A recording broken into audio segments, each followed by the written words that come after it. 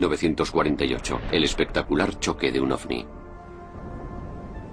Estamos en 1948 y de repente un cilindro aparece sobre la base más sensible de Rusia. Es incuestionable que Joe Stalin estaba interesado en los choques de platillos volantes, en la tecnología alienígena. No creo en nada. En este caso, sé que los ovnis visitaron Kapustin Yar. Kapustin Yar estaba en lo alto de la lista de instalaciones que Estados Unidos estaba controlando en Rusia. Vamos a atravesar la alambrada de Kapustin Yar para desvelar por primera vez las historias detalladas, clasificadas y documentadas del choque de aquel ovni. ¿Acaso la investigación que siguió a este hecho contribuyó a que los soviéticos ganaran la carrera espacial? Estoy seguro de que los rusos han hecho lo indecible por invertir la ingeniería a cualquier cosa que encontraran, tanto si provenía de Estados Unidos, de Alemania o del exterior. Empezaremos viendo estas imágenes de reconocimiento insólitas procedentes de esta base secreta. Es la primera vez que se hace pública una imagen de esta calidad de Kapustin Yar. Y nos meteremos bajo tierra para tener una visión exclusiva del Centro de Investigación OVNI de Kapustin Yar. Enterraron las instalaciones más secretas dentro de la base, que era secreta incluso para la propia base. El hecho que tuvo lugar en Kapustin Yar en 1948 continúa siendo un enigma de la era soviética. Un acontecimiento decisivo que los investigadores de OVNI siguen llamando el Roswell ruso.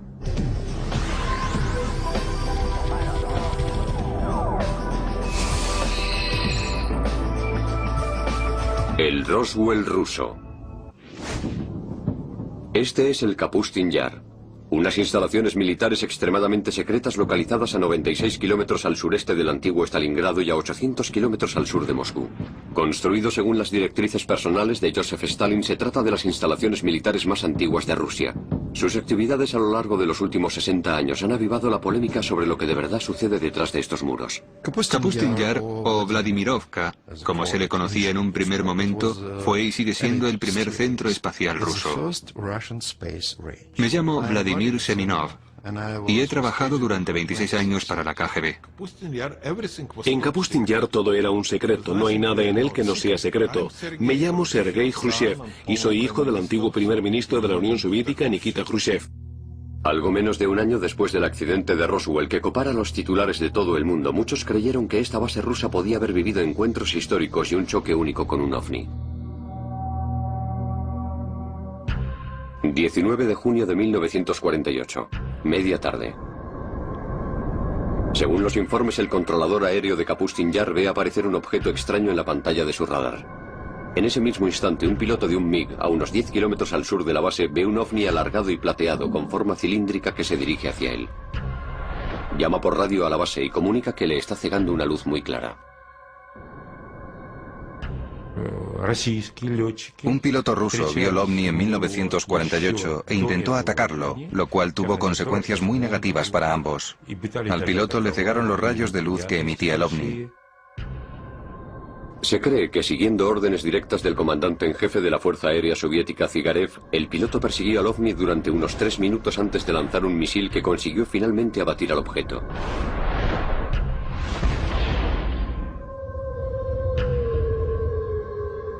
Pero al contrario que con el Roswell, este choque nunca salió en los periódicos. Estamos en 1948 y es una base aérea secreta. De repente aparece un cilindro sobre la base aérea más sensible de Rusia. Despegan los MiGs, es un combate aéreo, los pilotos rusos son buenos.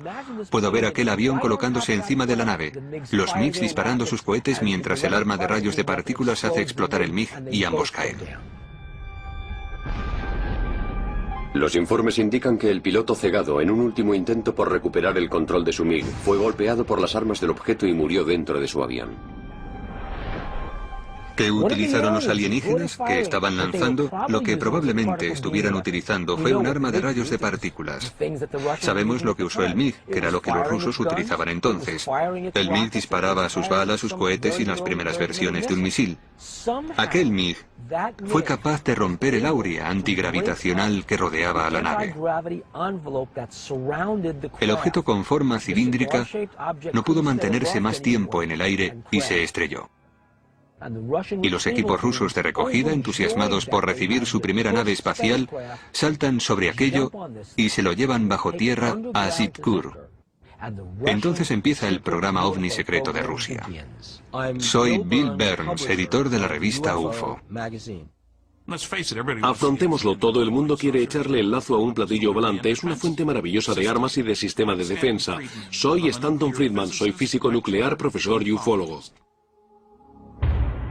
Este choque de 1948 es uno de los muchos extraños acontecimientos que han convertido a Kapustin Yar en una versión incluso más mítica que el Roswell de Estados Unidos y el Área 51. Los soviéticos tenían que hacerse con lo que teníamos nosotros, que era el choque de Roswell. Contábamos con el almacén tecnológico que desarrollamos a principios de la década de los 60 gracias al Roswell. Los rusos no tenían algo así. ¿Cómo conseguir esa tecnología? No viene caída del cielo. Hay que buscarla. Y los rusos la buscaron embarcándose en misiones suicidas. Cualquier cosa que pudieran hacer sus pilotos de MiG para abatir una nave extraterrestre valía. Desde el momento de su construcción a principios de 1940, Kapustin Yar ha estado envuelto en el secretismo. Es un lugar en el que se dice que enviaban a los investigadores más importantes de la Unión Soviética y a los especialistas científicos y militares para desarrollar tecnología de alta gama para la Guerra Fría y armamento. Lo sé todo porque pasé meses y años en Kapustin Yar trabajando allí, probando nuestros misiles de crucero, diseñados para que los submarinos soviéticos hundieran los portaaviones estadounidenses. Kapustin Yar era uno de los pocos lugares en una lista de instalaciones de la que la inteligencia de Estados Unidos quería obtener imágenes. Allí se hacen principalmente tres cosas: prueba misiles tierra-aire, prueba misiles balísticos tierra-tierra y prueba de misiles de lanzamiento o misiles crucero. Allí realizan estas tres pruebas, muy interesante para la inteligencia de Estados Unidos. De hecho, el edificio de la base era tan secreto que cuando el ejército soviético se inquietó al pensar que una ciudad estaba demasiado cerca, sus residentes fueron evacuados y la ciudad fue simplemente eliminada. El nombre de la ciudad: Zitkur. Zitkur era una pequeña ciudad a pocos kilómetros del complejo de pruebas de Kapustin Yar. Probablemente lo que sucedió es que los rusos decidieron que, como la gente veía las pruebas que se estaban realizando, lo mejor era cerrar aquella ciudad. Numerosos investigadores creen que el nombre de Zitkur fue consecuentemente asignado al Centro de Investigación Subterráneo de Alta Gama sobre OVNIs bajo Kapustin Yar. Existe la idea de que en Zitkur y en Kapustin Yar hay una zona de almacenamiento de ovnis estrellados, de cadáveres de los visitantes y de miembros de las tripulaciones. Zitkur es de alguna forma lo que Área 51 es para Nellis AFB en el lago Groom de Nevada. Los distintos países tienen distintos lugares en los que desarrollan su tecnología de ovnis, y lo que hacen es intentar descomponerla, ver su composición e intentar invertir la ingeniería. Pero mucho antes del accidente de 1948, la zona alrededor de Kapustin Yar y el cielo sobre Rusia han sido testigos de otros extraños encuentros bien documentados con ovnis. Algunos de ellos se remontan a un tiempo anterior a lo que conocemos como Rusia. Rusia ocupa un territorio inmenso. Se han divisado ovnis sobre estos territorios al menos durante miles de años. Me llamo Paul Stonehill y soy coautor del libro UFO USSR. Uno de los ovnis más famosos fue avistado en 1950 después de Cristo por un viajero internacional de entonces, Ivan Fadlan. Él y sus compañeros de viaje observaron objetos extraños en el cielo que los asustaron enormemente. Pero los lugareños se mofaron de ellos y les dijeron: los vemos muy a menudo. Batallas aéreas, objetos que se ensalzaban en luchas, extrañas naves, algo similar a la escena de la Guerra de las Galaxias del cine. Increíble. Cuenta la leyenda que las espectaculares batallas aéreas libradas en el cielo dieron fuerza y valor a los guerreros árabes para derrotar a sus enemigos durante los siguientes días de lucha. En el siglo XVII, Rusia experimentó una consecución de avistamientos ovnis. Quienes los vieron describieron aquellos objetos como bolas de fuego con forma de cometas. Quizá el más famoso fuera el hecho de Rob O'Fero, cuando un disco de dimensiones desproporcionadas, un potente, llegó a la zona de un lago en el norte de Rusia. Un testigo ocular declaró lo siguiente: Hoy, a día 15 de agosto del año 1963, se oyó un choque estruendoso desde el cielo. Cerca del mediodía descendió sobre Robosero una gran bola de fuego de un cielo totalmente despejado. Frente al fuego se proyectaron dos potentes haces de luz. Se desplazó de sur a oeste y desapareció cuando estaba aproximadamente a 500 metros, pero entonces reapareció y permaneció sobre Robosero durante 1 hora y media, llenando a todos los que lo habían visto con un gran pavor. Este relato documentado incluye a pescadores que sufrieron heridas por el lago ardiente y a peces luminiscentes que lanzaban sobre tierra firme para huir de la creciente bola de fuego. Historias como la vista sobre Robo Cero eran habituales en la Rusia prerrevolucionaria y fuera de Rusia en Europa. Cuando hablamos en concreto de avistamientos en el territorio de la Unión Soviética, los porcentajes son muy altos y más del 50% de estos avistamientos de ovnis serían una especie de potente ovni con forma esférica. Otro extraordinario avistamiento tuvo lugar sobre Moscú en 1892. Un testigo ocular lo relataría el 17 de marzo de 1892 en la edición del diario ruso Svet. El pilar de la luz estaba dirigido directamente hacia la Tierra, formando un haz cónico de rayos del color de las llamas. El brillo era considerable y a veces era comparable con la luminosidad de una farola de una calle. El punto desde el que se originaban los rayos no se movió durante todo el tiempo, y los rayos fueron visibles durante 20 o 25 minutos. A pesar de que se han avistado enormes bolas de fuego sobre Rusia durante siglos, no ha habido ningún acontecimiento más sobrecogedor que el que arrasó el bosque siberiano de Tunguska en 1908. Por supuesto, fue una de las teorías que afirma que no era un cometa ni un meteorito, que en realidad era una nave espacial.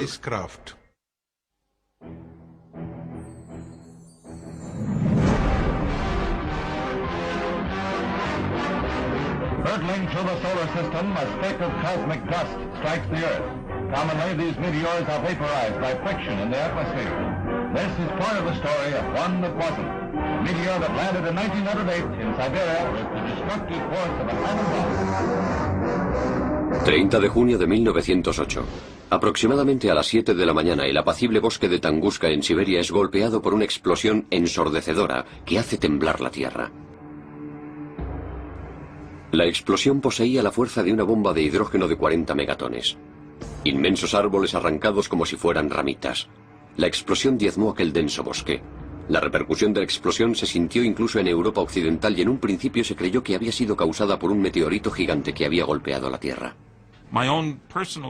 Mi conclusión personal es que se trataba de, digamos, una manifestación de la madre naturaleza, pero no había ninguna inteligencia detrás de lo que sucedió allí. No fue un cohete que nos indicara que los alienígenas nos están observando a los terrícolas.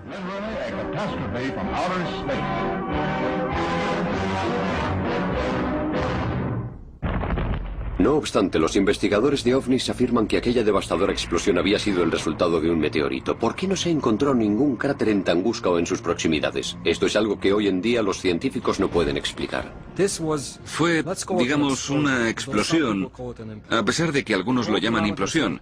Varios kilómetros del bosque Tiga resultaron devastados. El acontecimiento en sí ocasionó cambios en el campo magnético de nuestro planeta. Los académicos opinan que lo que sucedió en Tunguska fue simplemente un meteorito, pero hay muchos datos que apuntan en la dirección contraria, que se trató de un vuelo racional dirigido.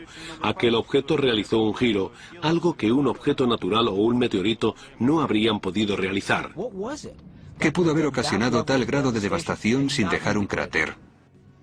Los investigadores actuales de ovnis no han sido los primeros en sospechar que lo que sucedió en Tunguska fue obra de algo distinto a un meteorito. Los informes sugieren que Stalin consideró que la explosión de Tunguska fue el resultado de un ovni que había lanzado algún tipo de arma experimental. Stalin estaba interesado en la información recogida para determinar si los ovnis eran una amenaza inmediata a la seguridad soviética. Por esa razón utilizó a algunos de sus mejores científicos para obtener una evaluación. Científicos como Korolev estudiaron la composición de los ovnis. Sergei Korolev, uno de los científicos más reputados de la Unión Soviética, se convertiría en el padre del programa espacial ruso y en el hombre responsable del Sputnik. Junto con Stalin se propuso resolver el misterio de Tunguska.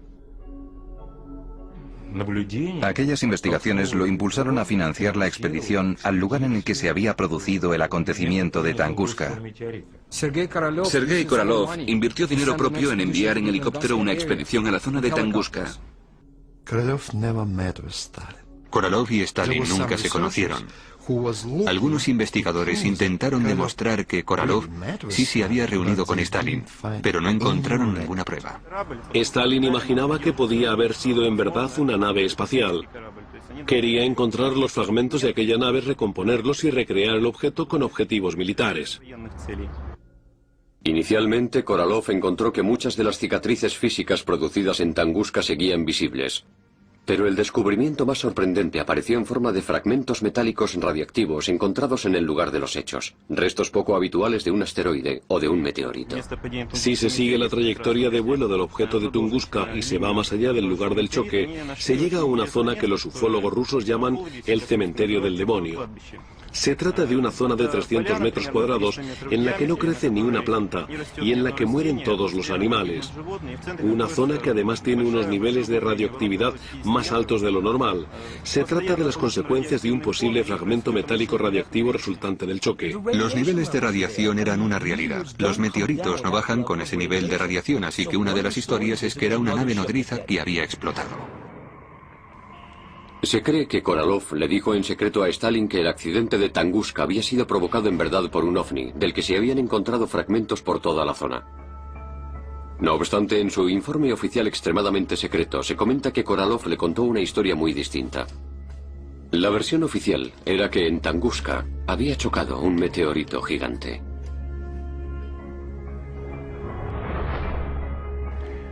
Es decir, que si la información es útil para la burocracia, perfecto. Si no, no existe. ¿Y a dónde se llevaron los fragmentos radiactivos de Tunguska? Algunos creen que las pruebas fueron enviadas a la base subterránea de Kapustin Yar, Sitkur. Cada país tiene sus sitios en los que guarda su tecnología de ovnis. El principal lugar de los soviéticos era el de Sitkur, que era donde intentaban entender la tecnología y cómo utilizarla. Obviamente la seguridad que rodea esas bases es una seguridad letal. ¿Es posible que el equipo de científicos de Stalin que estaba en el laboratorio subterráneo de Sitkur estuviera utilizando restos del OVNI para avanzar en sus primigenios programas espaciales y de defensa con misiles? Tenían a un par de personas, un par de hombres dirigiendo el programa que se ocupaban de los avances del programa espacial. Soy Fred Kulik de Caltech. El líder del programa espacial estaba en contacto directo con Stalin y posteriormente con Khrushchev. En su búsqueda por adquirir la tecnología OVNI para derrotar a los estadounidenses en la carrera espacial, se ha publicado que los oficiales militares soviéticos ordenaron a los pilotos de los MiGs que abatieran a los OVNIs igual que en la Segunda Guerra Mundial, justo antes del choque de 1948 del Roswell ruso. Eso nos da una doble preocupación sobre los OVNI. Por un lado, quieres que la nueva tecnología supere a la tecnología aérea del otro. Y por otra, necesitamos estar alerta de sus novedades. Al final, lo que quieres es que tus chicos lo abatan. En su búsqueda por adquirir la tecnología OVNI para derrotar a los estadounidenses en la carrera espacial, se ha publicado que los oficiales militares soviéticos ordenaron a los pilotos de los MiGs que abatieran a los OVNIs igual que en la Segunda Guerra Mundial, justo antes del choque de 1948 del Roswell ruso. La CIA tenía agentes en la Unión Soviética en 1950 que afirmaban haber visto ovnis. La CIA estaba muy interesada en lo que estaba pasando en la Unión Soviética. En las primeras etapas de la Guerra Fría, el lugar soviético de pruebas militares de Kapustin Yar se convirtió en un hervidero de la actividad secreta. Una actividad en la que se incluían pruebas de armas avanzadas de misiles y de cohetes. Es decir, que después de la Segunda Guerra Mundial y del desarrollo de la bomba atómica no fueron capaces de construir pequeñas armas atómicas, así que tuvieron que hacerlos relativamente más pequeños, mucho mejor que ellos. Es decir, que desde el principio planificaron grandes cohetes y eso, en verdad, les dio ventaja en el programa espacial. Los rusos tenían uno de los trozos de papel más espeluznantes que he visto en uno de los 20 archivos que he visitado. En él se decía que los rusos habían hecho más progresos en los últimos 18 meses en el desarrollo de armas nucleares y en los métodos de producción que lo que se había pensado durante 5 años. Y hablamos de 1951. A principios de la década de los 50, los rumores sobre la actividad de los ovnis y de experimentos en Kapustin Yar se habían filtrado más allá de las fronteras soviéticas.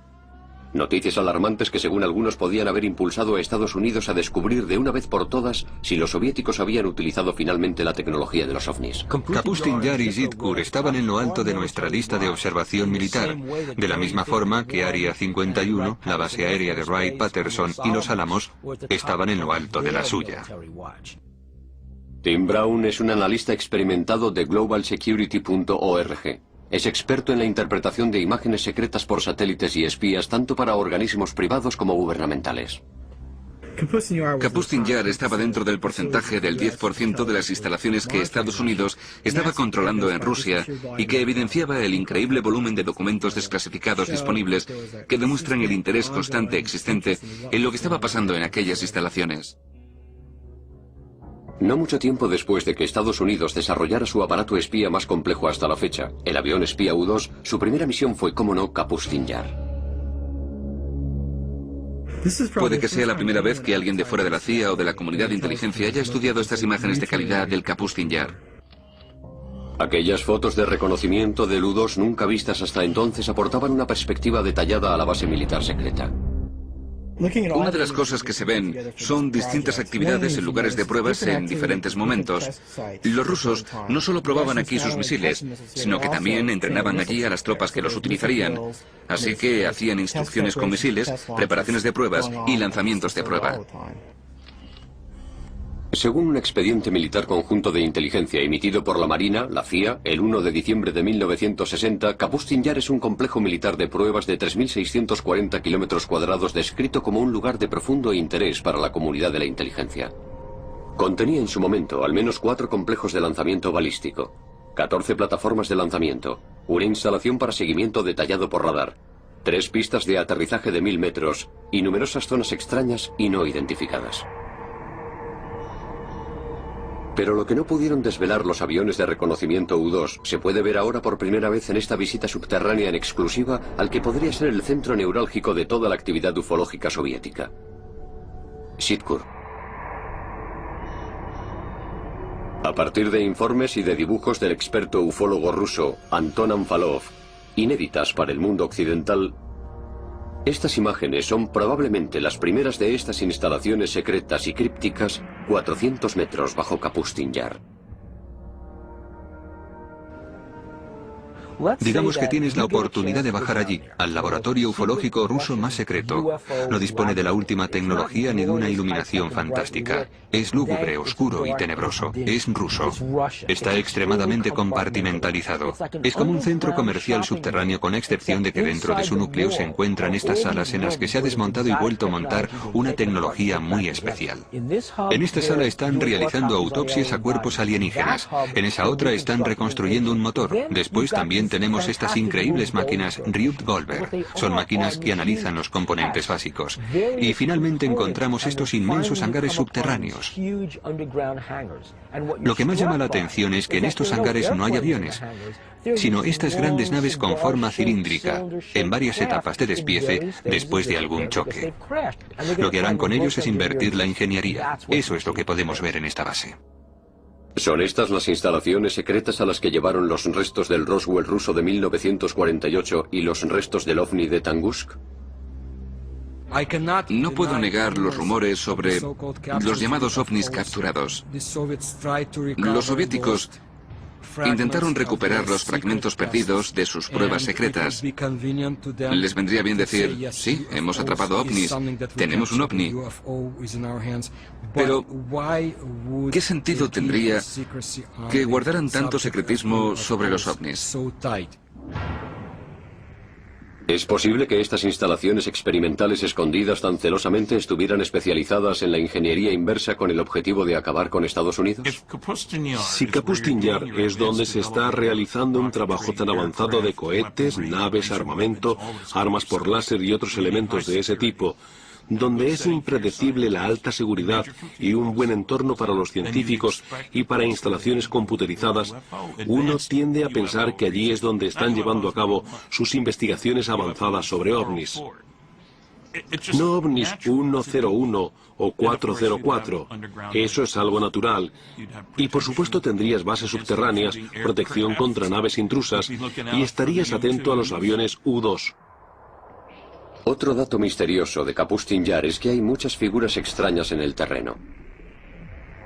¿Es posible que Stalin y Korolev hubiesen dispuesto estratégicamente aquellas figuras para atraer ovnis a la base? Algunos investigadores creen que los rusos podrían haber tomado prestada esa idea de las antiguas civilizaciones. Se dice que las pirámides habían sido construidas con formas geométricas y con diseños destinados a atraer a los habitantes de otros mundos. Si observamos Kapustin Yar desde el aire, hay muchas instalaciones y demarcaciones, formas que para un ojo no experto parecerían formas de otro planeta. Puede que se parezcan a algo visto en las culturas de Sudamérica, o en la cultura maya, o a círculos de cultivo. Entre los choques documentados de ovnis y la investigación ultrasecreta, ¿cómo alardearon los soviéticos de sus avances en Kapustin Yar? Now there was a new date for Russian youngsters to remember. October 4, 1957, when Sputnik, the first Earth satellite, was launched. 4 de octubre de 1957. El programa espacial de la Unión Soviética lanza con éxito a orbitar el primer satélite artificial del mundo. In the history of the Earth, no other event had captured the imagination of so many people as this first step into space. 4 años más tarde, Rusia vuelve a derrotar a los estadounidenses lanzando al espacio a Yuri Gagarin, el primer vuelo en órbita a la Tierra dirigido por personas. 2 hitos que colocaron a la Unión Soviética en posición destacada dentro de la tan competitiva carrera espacial. Somos los primeros. En todos los pasos que se sucedieron después durante casi 10 años, los soviéticos fueron por delante de Estados Unidos. El primer hombre al espacio, la primera mujer al espacio, el primer paseo por el espacio, la primera cita espacial, el primer acoplamiento espacial, etc., hasta 1981, cuando se envió la lanzadera. Estoy seguro de que los rusos han hecho lo indecible por invertir la tecnología a cualquier cosa que encontraran, tanto si provenía de Estados Unidos, de Alemania o del exterior. La autoridad rusa más importante en ovnis es un hombre tan legendario y tan popular en todo el país que es conocido por su apellido: Ashasha. En este punto, donde aterrizó el ovni, un equipo estadounidense hace la primera filmación.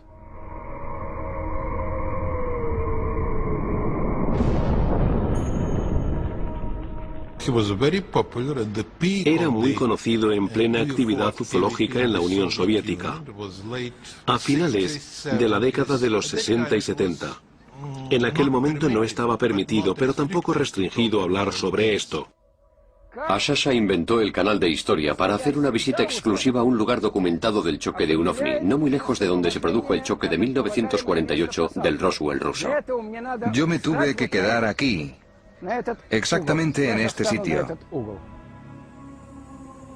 Utilizando 2 varillas de cobre, Ashasha empieza la visita comprobando la energía ambiente que el lugar del choque sigue emitiendo hoy.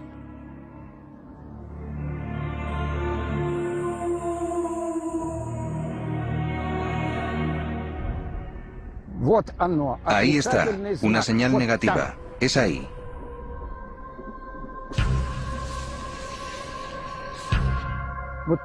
Ahí abajo, por allí. Aquí, en este punto, se produjo el aterrizaje de un platillo volante. Primero lo cruzó directamente y después perpendicularmente, después por las diagonales. Aquí es donde empiezan los límites. Ahora hacia el centro. En este centro vemos una gran cantidad de hierbas compactas. Y lo más importante es que... Mira, una señal positiva. Ahora nos acercamos al límite. Ahora están neutras. Aquí está la otra parte del límite. Desde aquí hasta allí. Ahora me alejo del centro, hacia el otro lado. Ashasha está recorriendo el perímetro de 30 por 6 metros de un ovni con forma cilíndrica que se sabe que se estrelló aquí en 1961. Retrocedemos de nuevo. Volvemos a ver la señal positiva, una señal muy fuerte. ¿Ves cómo varía? Es positiva con mucha fuerza. Ahora retrocedemos, negativa, mira. Aquí está el límite. Allí tenemos un punto, allí tenemos otro. Un tercero y un cuarto. Los animales evitan este lugar, lo rodean, y el ganado no pasta aquí.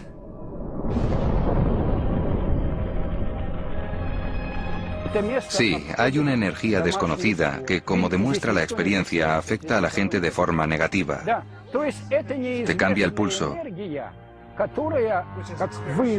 El ritmo de los latidos, te quedas sin aire, empiezas a sudar. No te aconsejo que te quedes aquí más tiempo, pero ya ha sido perjudicial. Venga, vámonos de aquí, a un sitio normal, donde ninguna fuerza desconocida nos influya y actúe sobre nosotros.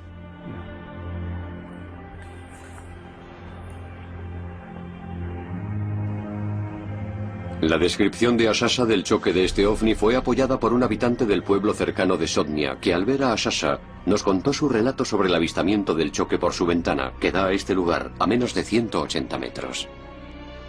Примерно часа 4-5 вечера, вторая половина дня. Eran las 4 o las 5 de la mañana, muy tarde, y de repente mi madre gritó. Dijo, mira eso. Había una especie de bola, una esfera volando. Después dijo, seguro que es un platillo volante. Era una esfera roja, grande y enérgica. La esfera sobrevoló las vías del tren y descendió hasta el valle del río Skutnia. Allí abajo, más allá del río. Los expertos como Ashasha creen que los hechos ufológicos como este choque o el choque en 1948 del Roswell ruso hicieron que se abriera una caja de Pandora sobre el Kapustin Yar, lo que desembocó en lo que algunos llamaron una guerra en los cielos de Rusia. Los pilotos solían recibir órdenes desde tierra para que defendieran el espacio aéreo y para que abatieran a los ovnis. Otras veces el ovni era quien empezaba terribles ataques. Lo que más me intriga acerca de los rusos son las supuestas luchas aéreas entre ovnis. He leído testimonios al respecto. Algunos luchaban en el aire. Quizá la prueba más irrefutable de los choques entre MiG soviéticos y ovnis sobre Kapustin Yar procede de primera mano de la piloto de pruebas más famosa, Marina Popovich. Una heroína nacional, una cosmonauta. Quizá la Chuck Yeager de Rusia. Marina afirma haber presenciado verdaderos enfrentamientos entre pilotos soviéticos y ovnis. En 1964 se produjo un choque durante una misión aérea de entrenamiento soviético. Alexander Kapagan era el comandante de un escuadrón y el instructor de pilotos en una de las escuelas de vuelo. Un día estaba volando con un cadete y fueron atacados por un ovni y cayeron haciendo una espiral. En otra expedición secreta en febrero de 1980, la coronel Popovich se enfrenta a múltiples objetos no identificados en los cielos de Rusia. Vi 3 bolas de fuego, 3 luces increíbles formando un triángulo. Las vi pasar rápidamente. Otro piloto de pruebas de MiGs, el coronel Vyatkin Lev Mikhailovich, accedió a contar en primera persona y en primicia para nuestras cámaras su experiencia. 7 de agosto de 1967, 6:30 de la tarde. El coronel Mikhailovich informa de que su MiG ha sido atrapado súbitamente en pleno vuelo por un ovni. Cuando estaba haciendo un giro hacia la izquierda, de repente vi una luz que venía de arriba. Aquel gran disco empezó a encenderse poco a poco y solo me dio tiempo a inclinar rápidamente el avión, pero el ala golpeó el haz de luz. El avión tembló y los niveladores y las agujas empezaron a moverse de derecha a izquierda. Es como si el rayo de luz se desintegrara en pequeños puntos de luz. ¿Cuál fue mi sorpresa cuando mi técnico Mikhail me dijo: Lev Mikhailovich, el ala del avión está brillando? Al parecer estuvo posteriormente durante una semana en el hangar y el ala izquierda no dejó de emitir una luz blanca. Lavaron el ala con queroseno y poco después el brillo desapareció. Por suerte, el encuentro del coronel Mikhailovich con un ovni sobre el cielo de Kapustin Yar en la década de los 60 no tuvo un final tan fatídico como el famoso choque de 1948 en ese mismo cielo. No me asusté, me sorprendí. Me dejó atónito especialmente que el rayo de luz resultara ser compacto, porque sentí el impacto. Mientras seguían llegando informes ufológicos al gobierno soviético procedentes de oficiales civiles y militares, la KGB se empleaba a fondo para ocultar los informes, silenciando a aquellos que los habían elaborado y habían tomado medidas contra la prensa. Pero mientras tanto, la agencia espía estaba creando un informe oficial sobre actividad ufológica en la Unión Soviética llamado el Archivo Azul de la KGB. Estados Unidos nunca entenderá esto, porque hay que estar dentro de la KGB para conocer el poder que tenía. Y durante la época de Stalin, la KGB era increíblemente poderosa. Escrito e investigado a lo largo de los 20 años que separaban los años 60 de los años 80, el Archivo Azul de la KGB era uno de los estudios oficiales más profundos sobre ovnis encargado por un organismo gubernamental en ningún país. El Archivo Azul de la KGB es una colección de documentos de 124 páginas publicada en 1990. Creo que esto no es todo lo que ha visto la KGB, y no soy el único que lo cree. El Archivo Azul recogía miles de informes sobre avistamientos ovnis, sobre combates aéreos y sobre accidentes, y todo descrito con gran lujo de detalles. Según el Archivo Azul, el 21 de marzo de 1990, los residentes de una docena de ciudades rusas no muy lejos de las puertas de Kapustin Yar fueron testigos del mismo avistamiento del ovni entre las 10 y las 11:30 de la mañana. A continuación se incluye un extracto escrito de un oficial de asuntos internos de la KGB. Tras obtener información precisa, se estableció que un número destacado de residentes de ciudades cercanas había visto con sus propios ojos un ovni, y en algunos casos dos. Uno de esos testigos había visto un rayo de luz que salía del objeto y que iluminaba la superficie de la Tierra. Si hay tantos rumores y se comenta tanto sobre ovnis, más tarde o más temprano el gobierno hablará con su departamento de inteligencia para ver qué está sucediendo. Y la KGB tuvo que crear ese archivo con todas las publicaciones de lo que habían visto los testigos o que creían haber visto. ¿Es posible que aquel accidente de 1990 haya sido una simple prueba militar enviada desde el suelo, desde Kapustin Yar? ¿O se trata quizá de otro accidente relacionado con ovnis? Si la Unión Soviética no hubiera sucumbido bajo su propio peso a principios de la década de los 90, los escalofriantes relatos que acabamos de oír de encuentros en primera persona y cerca de Kapustin Yar habrían permanecido como un peligroso secreto más de la era soviética. Es diferente porque el momento también lo es. Si hablas con alguien de una generación pasada, sí, claro, no cabe duda, pero hoy en día es totalmente distinto. Las generaciones jóvenes actuales viven en otro tipo de sociedad y disfrutan de mucha más libertad. Esta nueva libertad en Rusia ayudó a los productores de este programa a adquirir a través de canales oficiales estas imágenes soviéticas que vamos a ver. A lo largo de las décadas de los 50 y de los 60, el ejército soviético experimentó una serie de lanzamientos de cohetes fallidos y de pruebas de misiles fallidas que llevaron a un desastre tras otro en la base. ¿Eran simplemente accidentes o represalias de los ovnis? He oído una historia que es posible, y no suelo hablar de leyendas. Los alienígenas hicieron explotar 4 vehículos de lanzamiento soviéticos porque no dejaron de intentar abatir platillos volantes. Escondido durante 45 años, un cámara militar soviético grabó los efectos posteriores de lo que parecían ser 2 ovnis con forma de bolas de fuego que se sabe que chocaron en Kapustin Yar el 3 de junio de 1960. Por lo que podemos determinar, es la primera vez que alguien que no pertenece al ejército soviético o a la KGB ve estas imágenes. Se ve a 3 bomberos del Ejército Rojo huyendo de esta inmensa bola de fuego que, según los informes, siguió aumentando de tamaño y causando otras explosiones masivas en la zona durante más de 1 hora. Se cree que una plataformas de lanzamiento, mientras que otro alcanzó un depósito de combustible de un cohete. Todos los objetivos estaban a pocos metros de las instalaciones de investigación subterráneas para ovnis de Sitkur. Los restos carbonizados de los 2 ovnis que habían sido vistos aquí fueron enviados rápidamente a la base de Sitkur. Imaginemos la Tierra como una colonia subdesarrollada.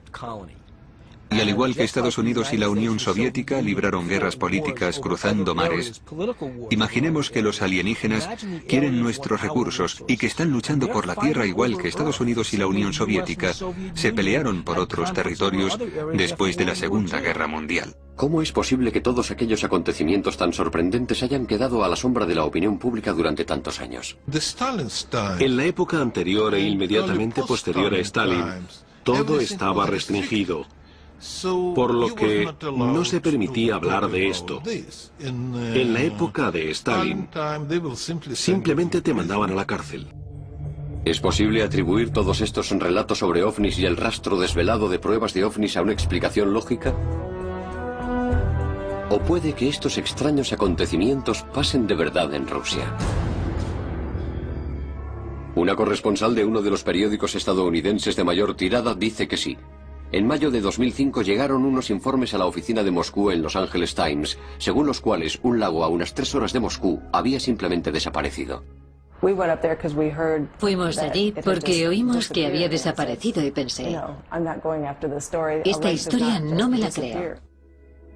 Kim Murphy visitó la zona días más tarde. Su relato fue publicado en la página frontal del periódico el 27 de mayo de 2005. Llegamos allí y vimos aquel inmenso agujero vacío en el suelo.